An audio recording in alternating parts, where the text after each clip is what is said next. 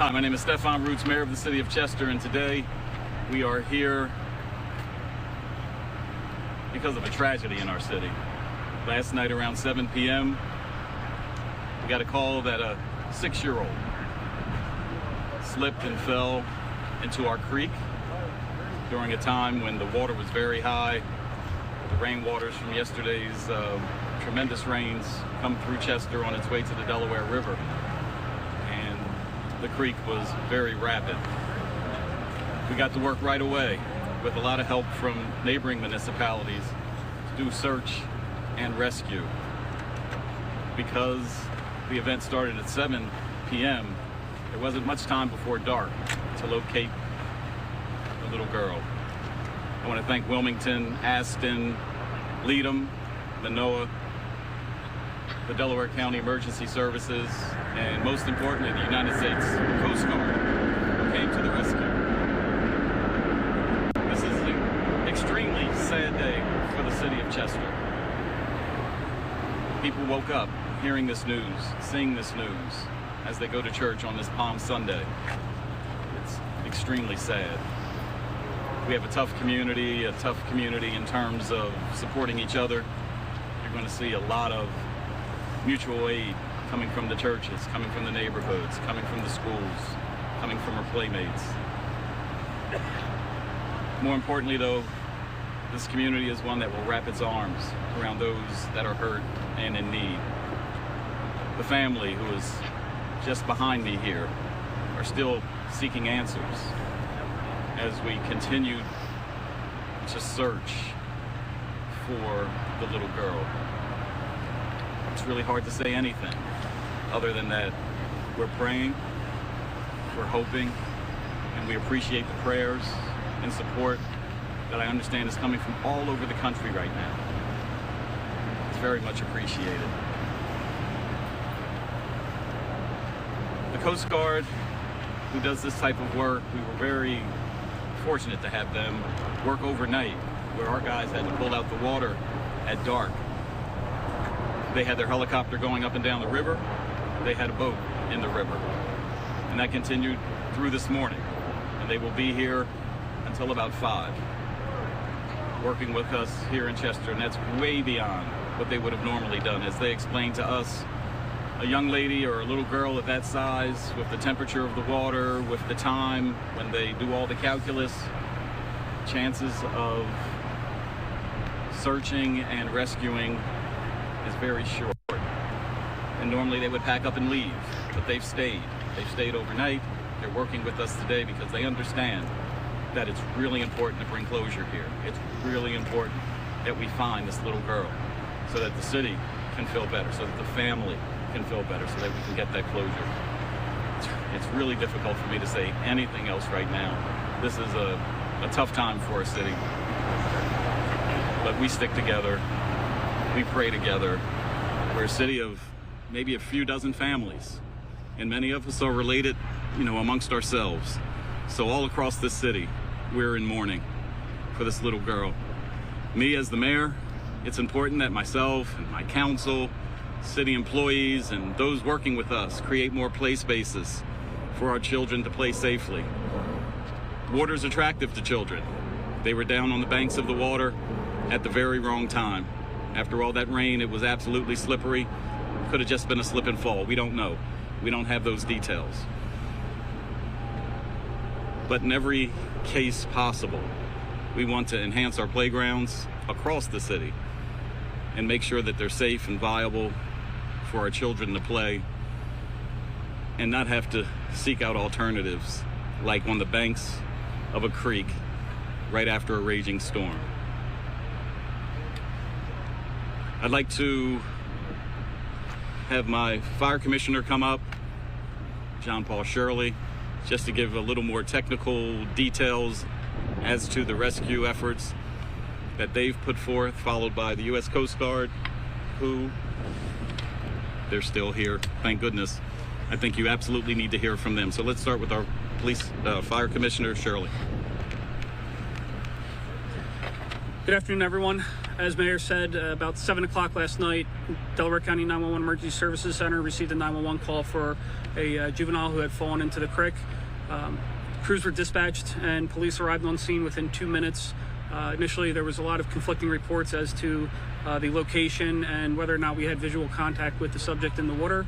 At that point, we requested the Delaware County Swiftwater Rescue Task Force, which brought in, as Mayor said, fire departments from surrounding municipalities that are trained and equipped to handle swiftwater rescue.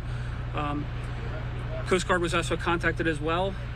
We began a search both on the creek beds, swiftwater teams in the water, drones, the U.S. Coast Guard helicopter, and we had boats both in Chester Creek as well as Delaware River.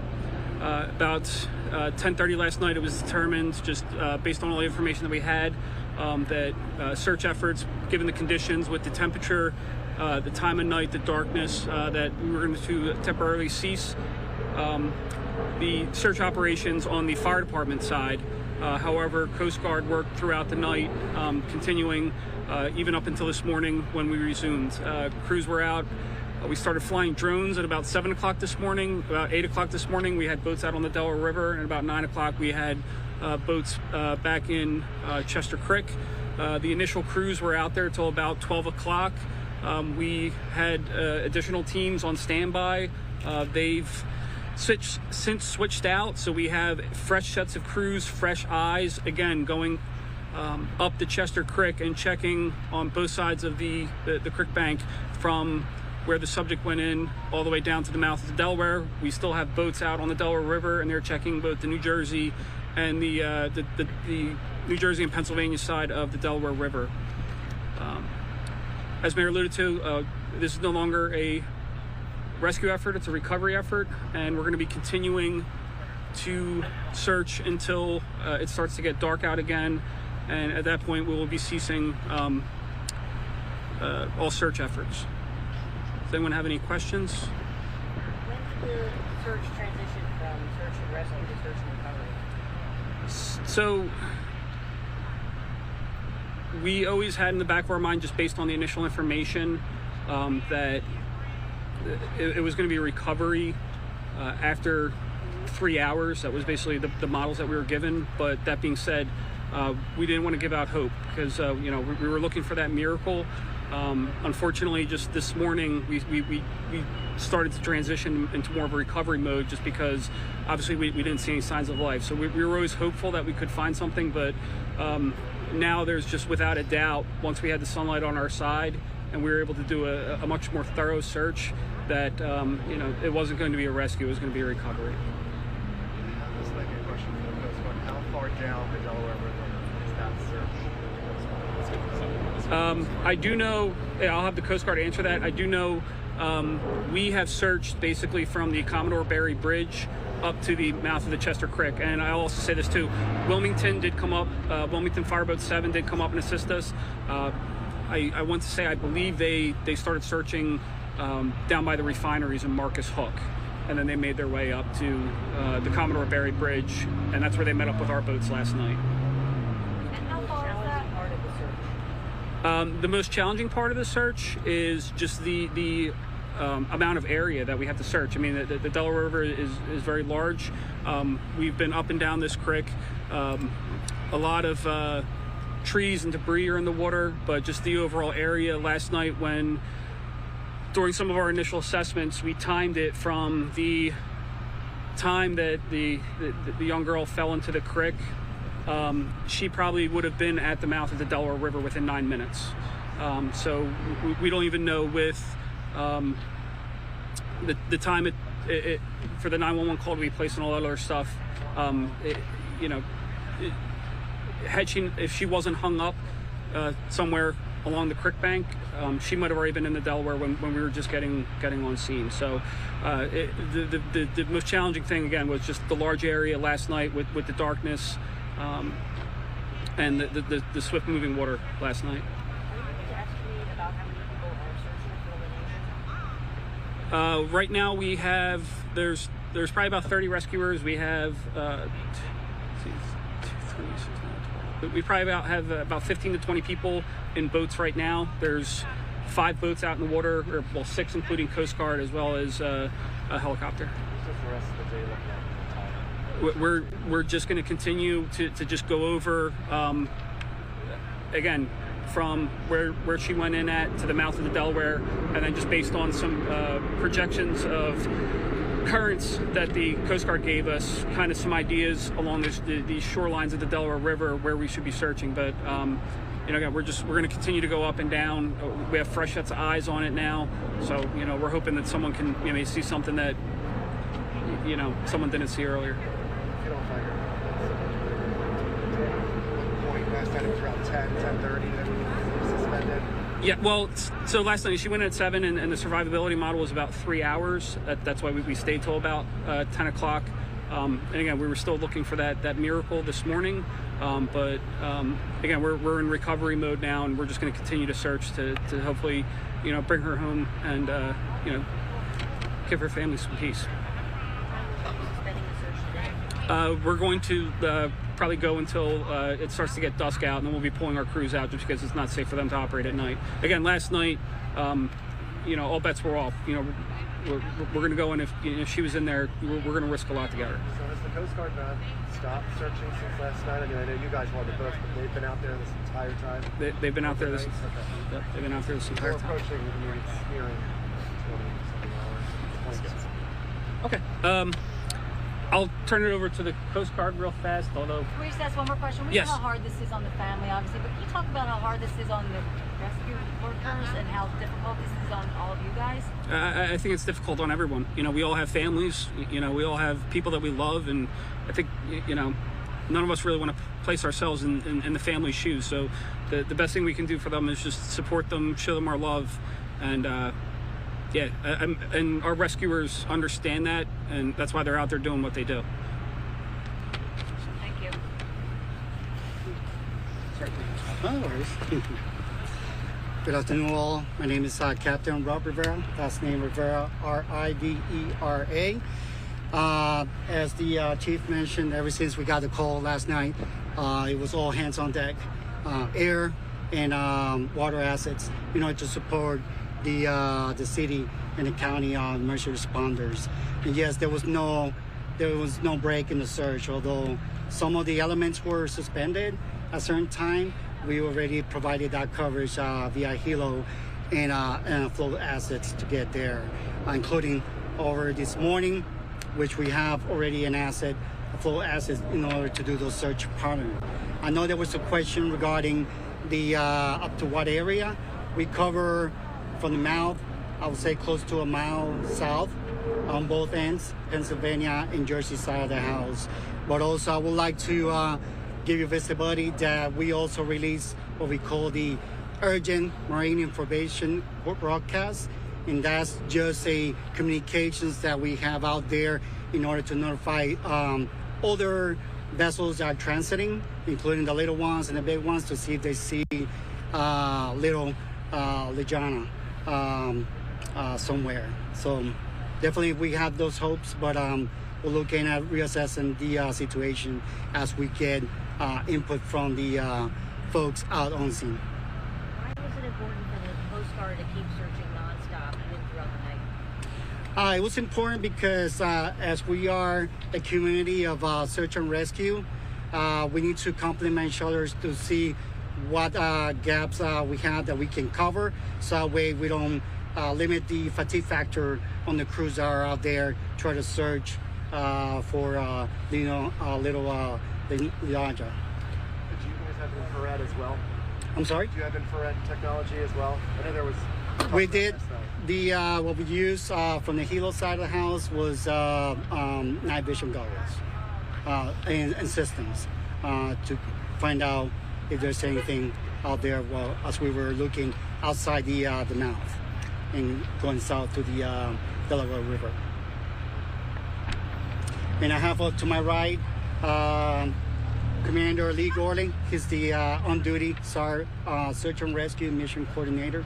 I'm the Deputy Sector Commander for Coast Guard Sector Delaware Bay. First name, I go by Rob. It's Roberto, but R-O-B. Last name is Rivera, R-I-V-E-R-A. I have a question for you. Families believe that Lin'ajah slipped out of the playground through a gap in the fence, and that's how she was able to access the creek. As mayor, are you planning to do anything to prevent a similar incident from happening in the future? Well, we looked at the playground. There is a fence. There is a small area that only a child could go through. That does exist, so we're not going to deny that. The unfortunate part is there's a row of houses that lead up to the playground, and if you just go right out of the back door of those houses and go past the driveway, you're right at the banks as well with no fencing at all. So we're not sure if the children left from the playground to get to the banks, or maybe they walked down the back alley. That gives them very just no encumbered access to the banks of the creek. Tomorrow we are going to go back with the crew from City Hall and look at that to see how we're going to protect that back alley from access to the creek. That small little gap that's mentioned in the playground is a real easy fix, but if that's the way they got through, then that is the case. But once they get past the playground, there should be other fencing right at the banks to prevent, especially children from going down the hill. So that's what we're going to be looking at tomorrow. Where that gap is in that fence, is that on city property or is that on a private property? It's where city property meets up to private property. So the fence posts are right next to each other, and it appears whoever put the fences in just didn't close this gap, which is no more than a foot wide. So where that do you know for certain if it's on city property, or I know you said it's on the edge, but is it? Well, the fence on one side is on private property. The fence on the park side is on our property. So it's a very simple fix to plug that hole with just a little bit of fencing. So it's a combination of properties. But the gap is between the private fence on the last house in that row where the playground starts. This question might overlap a little bit with my last question. What can be done to prevent tragedies? Well, unfortunately, tragedies expose situations that have to be addressed, and that's sadly unfortunate. Just like I said, the fact that we identified, because of what the family has told us, what neighbors have told us, there's a gap in the fence. I've been a part of city government for 2 years. The playground is only 2 years old. I had never personally heard any mention of that being an issue. Now that we know it's an issue only because of this tragedy, unfortunate, I'm telling you unequivocally, that little gap in the fence isn't as much the problem as there's free access to the creek bank, which is beyond the driveway, and the driveway stands between the bank and the playground itself. So that's what we need to protect, is the driveway portion that would keep anybody from having easy access down the hill, down the embankment to the creek. So Do you have a message to parents out there who are trying to keep their kids safe from creeks? Well, the only message I would have to parents is your children deserve safe places to play. I'm a parent, and I know if I have children and I know they're outside in the neighborhood with their friends, for the most part, I believe they're going to be safe. We can't expect our parents to be holding our children's hands when they're going out to play, especially when they're of age where they want to play. So all I can say to parents is keep an eye on your children, know where your children are, make sure they're coming in before dark, especially if they're that young. But for the most part, let your children out to play. It's my job, it's our job as council, it's our job, as a city government, to create more spaces so kids can play safely. I'd like to invite up, if she would like, our state rep, Carol Kazim. She was out a lot last night, and I think it's important to hear from her, followed by Our U.S. Congresswoman Mary Gay Scanlon is here. Thank you for joining. She doesn't want any comments, but thank you for being here. I appreciate it. Would you like to say anything? If you do, step up.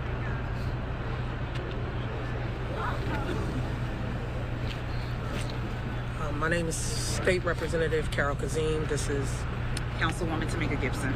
I brought Councilwoman Gibson up here because she was out here late last night. I apologize that I look like this. Was pretty much just out, through the night, and it's just a tragedy. The family's here to the left who really has to endure and feel everything that's going on here. As a mother, it's just difficult. When they called it to end yesterday, I spoke to the commissioner, and I thank the U.S. Coast Guard tremendously for staying all night, because I just didn't feel comfortable with a 6-year-old out there and not knowing. So, Councilman, do you have anything to add? We thank all the responders for coming out and staying here to make sure that we can recover the body of the young lady who was being searched for. Our prayers are with the family.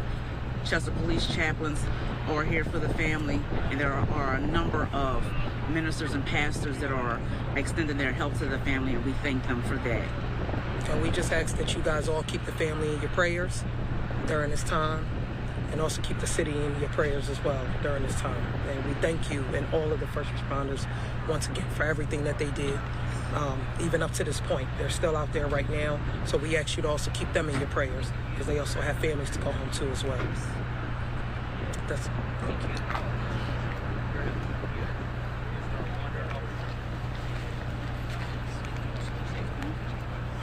Any other questions?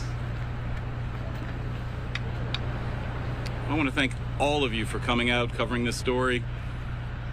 This is a cautionary tale for not just Chester, but all communities.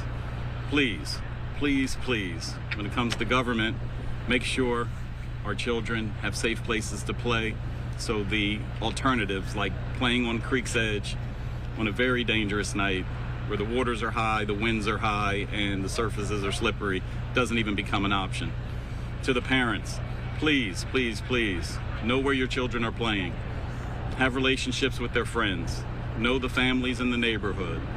All that information helps us solve situations like this, but it creates safe play spaces for our children. I can't thank enough the U.S. Coast Guard, all those agencies that I mentioned earlier who provided support for us, our city council who's standing behind us, our state rep, the emergency services from Delaware County, our magnificent fire department here in the city of Chester, and our police department, and all of the friends, neighbors, and family who have shown nothing but love since the news has come out. What you'll learn about Chester is we are a very tight-knit community. The mutual aid that is going to pour out in the next few days, toward the family as a result of this situation will be very heartwarming. I thank you guys again. Have a great day. All right, you're just listening in there to the mayor and other first responders there in the search. They said it's no longer a rescue effort. It is a recovery effort there in Chester, Pennsylvania, after this 6-year-old girl likely fell into the river, potentially slipping in there outside of her home while playing. So certainly a very tragic story since last night as a rescue effort's underway in the dark there as night fell on that community. And of course, we're also learning more information as a prayer service was held earlier on today for this 6-year-old girl, Lin'ajah Brooker, swept away last night after falling and playing with her friends. Of course, a very sad story there as well here on Live Now from Fox. You could hear from the mayor, different first responders, of course, just the temperature of the river, the swiftness of the river, making this no longer a rescue effort, but a recovery effort there in Chester, Pennsylvania.